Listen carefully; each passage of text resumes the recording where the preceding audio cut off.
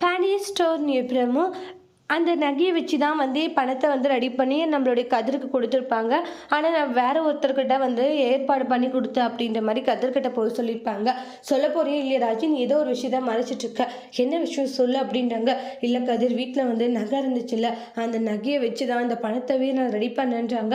அதுக்கு கதிர் கோவப்பட்டு, "நீ எதுக்காக இப்படி பண்ணிட்டு இருக்கன்றாங்க. ஏற்கனவே ஏகப்பட்ட பிரச்சனை. இந்த நகையால தான் வந்து எனக்கு இந்த வேலையும் போய்க்கிட்டு இருக்குன்னு உன்னுடைய ஃபேமிலிக்கு தெரிஞ்சுச்சு, என்னை இன்னும் கேவலமா பேசுவாங்க. இதெல்லாம் எனக்கு தேவைய சொல்லுன்றாங்க. இல்ல அது வந்துன்றாங்க. என்ன வந்து போய் இங்க பார் எதுவுமே எனக்கு தேவையில்ல சரியா ராஜி. நான் எப்படி இது பண்ணிக்கணும்னு எனக்கு தெரியும். அதனால தயவு செஞ்சு இது மாதிரி எல்லாம் பண்ணாதன்றாங்க. இல்ல நான் சொல்றத கொஞ்சம் கேளு. ஏன் நீ கேட்க மாட்டேங்கிற? என்னத்த கேட்க சொல்லிட்டு இருக்க சொல்லு. இங்க பாரு உங்களுடைய அப்பாவும் சரி, உங்களுடைய பெரியப்பாவும் சரி, அவங்க சும்மா இருப்பாங்கன்னு நினைக்கிறேன். உன்னோட சித்தப்பா கண்டிப்பா சும்மாவே விட மாட்டாரு. தேவையில்லாத பேச்சுக்களை பேசி என்ன ரொம்ப கஷ்டப்படுத்துவாரு. எனக்கு வேண்டான்ற மாதிரி சொல்லுவாங்க. முதல்ல என்னை கேட்காம நீ எப்படி இந்த விஷயத்த பண்ணலாம் அப்படின்னு சொல்லிட்டு ரொம்ப கோவப்பட்டு ராஜி கிட்ட சண்டை போடுறாங்க. ராஜி இருந்துட்டு இல்ல அது வந்து இனிமேல் இப்படி பண்ணாதே, எனக்கு இந்த பணம் வேண்டாம், முதல்ல அந்த பணத்தை கொடுத்துட்டு அந்த நகையை ரிட்டர்ன் எடுத்துட்டு வான்னு சொல்லுவாங்க. ராஜி ஃபீல் ஆகுறாங்க. அடுத்து ராஜி என்ன செய்ய போறாங்கன்னு வெயிட் பண்ணி பார்க்கலாம். தேங்க்யூ.